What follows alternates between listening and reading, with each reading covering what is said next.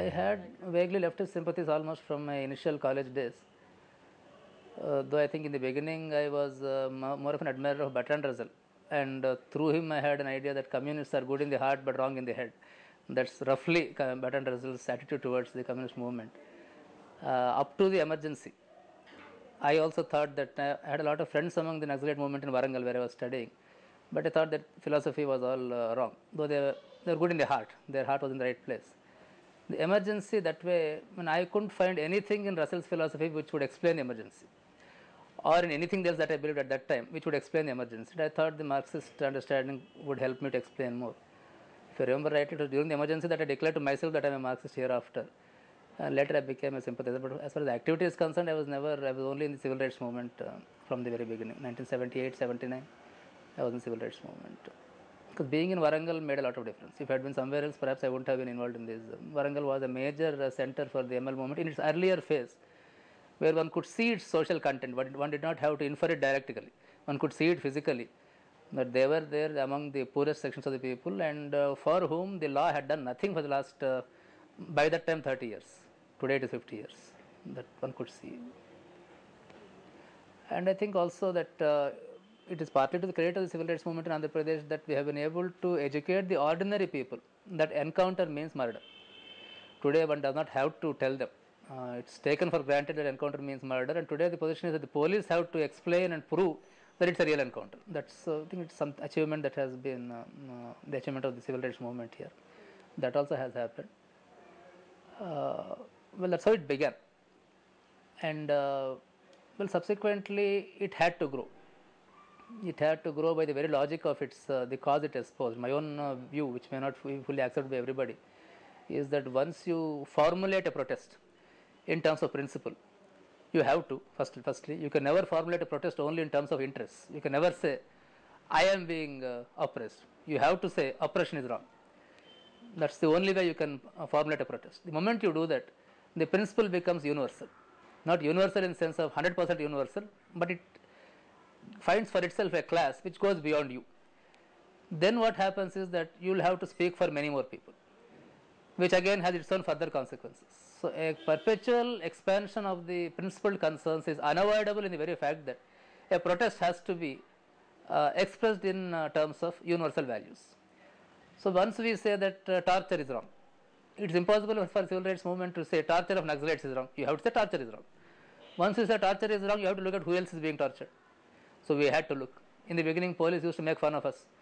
That look, when you come to a police station asking for the release or to somebody to be produced in court who happens to be a radical, he is in the lockup. There are 10 more people in the lockup along with him. Why don't you talk about them?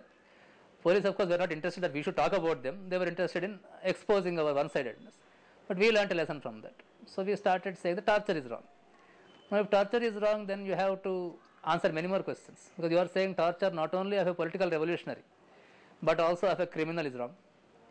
Then you have to answer for yourself what is crime. What is civil rights movement's understanding of crime? Is it the same thing as that of the system, or do you have a different understanding? Can you be satisfied with a totally subversive understanding that can you say that all crime is protest? Obviously it is not. There is some crime which even ordinary people don't like, so one has to formulate a notion of crime. So the movement started expanding. 1985 brought about a major break. I remember very well that prior to 1985, I had a few Dalit students, I was then teaching in a university, who were of course friendly with us and appreciative of what we were doing. But pointedly they used to ask, sir, is it a human rights violation only if somebody is killed in a police lockup, but not if he is banished from the village saying you are untouchable? Is it not a human rights violation? I still remember answering that in that case you are being banished by another citizen. It's between two citizens and you can approach the law. Whereas when the state itself oppresses someone, there is no recourse, practically no recourse in the law, and therefore we are not concerned about untouchability as a human rights issue. That was the answer we gave, I myself gave, until 1985.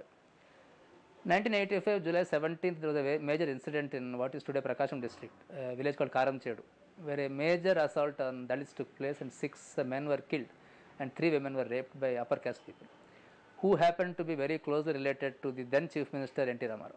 His daughter's husband's village, it was that village. I am saying all this because the civil rights movement, at least that wing of which I was a part and our friends have been a part, has always learnt from reality. I don't remember a single issue that we decided purely by theoretical discussion. We never did. We always learned from reality. And if you can say one thing about ourselves in a complementary sense, it is only that we were open to learning from reality. That's all that we can say. Not that we could guess things beforehand and take theoretical positions before things came up. That never happened. I don't know whether any other stream of the civil rights movement can claim such an achievement, but for us, being open to reality is the only thing that we can claim for ourselves. And we learned from this, and I remember very well the other stream of the civil rights movement in our state spent a long time theoretically discussing whether the assault is a civil rights incident violation and should they go for fact finding. We, on the other hand, didn't even bother to theoretically discuss. We went away the next day. We went to the village the next day, talked to people. When we held a press conference, we were forced to theorize. The moment you express values, you have to theorize.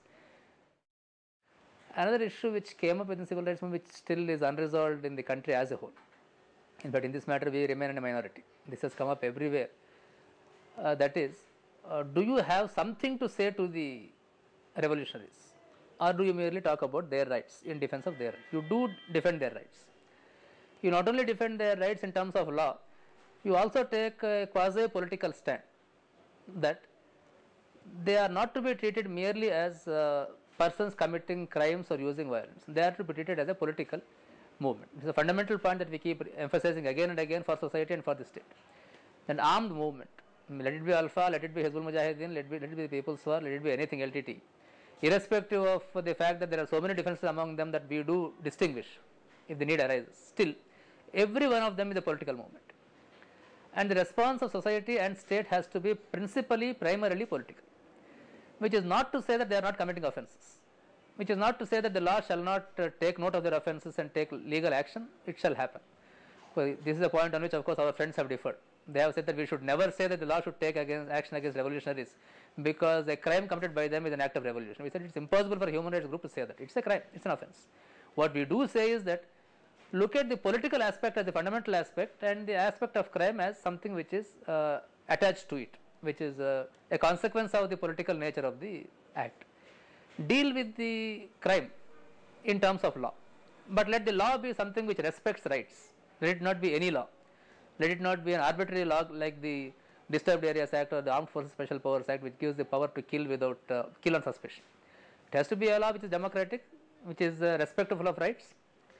But law, handling them through the law should be only a minor aspect of it. Handling them politically shall be the major aspect of it. This, I think, is a complex of understanding that we have, and we want to communicate constantly to society and to the state. I was a teacher. I was a lecturer from 1981 to 85. A situation was created where my job was in Warangal, in the University at Warangal. To live and work at Warangal, I had to give up my civil rights work because the police were openly saying they would kill me. To do civil rights work, I had to leave Warangal and leave my job. I chose the latter. For about 13 years, I was a full-time activist. Then I have a growing up son, and I also have to earn something. I can't put all the burden on my wife. So one reason why I chose to, and I thought of all possible professions. As a lawyer, I can continue my human rights activity both outside and inside the court, to some extent at least. I mean, one had very few, what one may call illusions about the court. Not that one had no belief in the court, but illusions, additionally, illusions can be there. I did not have any illusions because though I was not a lawyer, I was a petitioner in many cases. I know the courts. But I chose this profession because it is closest to the human rights activity of all the possible professions. That's why I became a lawyer.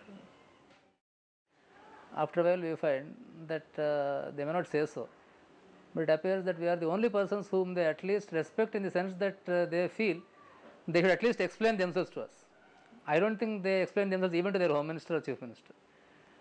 So that also gives you a feeling that in the long run, my own understanding of the human rights movement is that it is essentially a moral concern. This is where many of my friends disagree. They believe it's a political concern.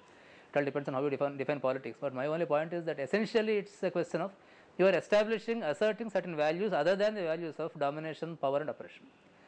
And I do believe that here perhaps there is an element of truth in what Gandhi said, that ultimately the real victory is when you make the other person feel that what he or she has been doing is morally wrong, not when you behead that person and remove that person physically.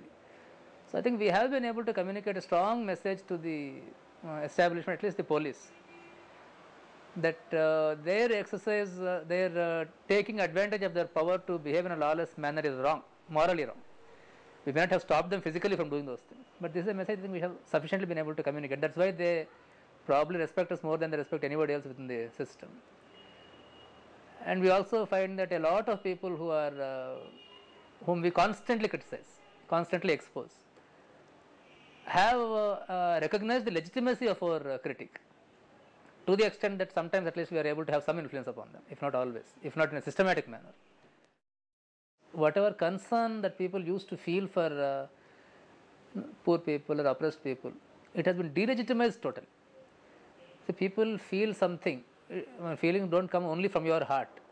What is socially legitimate is also an important input for one's responses and feelings.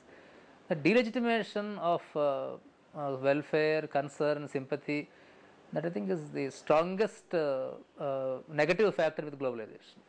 Other things are a question of policy. Policy wise, one can very easily see how policies are withdrawing from welfare and increasing the poverty, alienation, and so on. But my own view is that so long as we have a strong outlook in society, which believes in sympathy, in cooperation, in helping people, these things won't really work much evil, but that has been destroyed. And that delegitimation, globalization itself has taken advantage of the demise of the socialist experiment, the failure of the socialist experiment, which in turn has contributed to delegitimizing the socialist concerns. It ought not to have, because one way of trying to build socialism has been proved to be false. It doesn't mean socialism has been proved to be false, but that's how the message is taken by society. That is very bad. So that today, for instance, we find it very difficult to get more activists, much more difficult than in the past. Wherever you have structure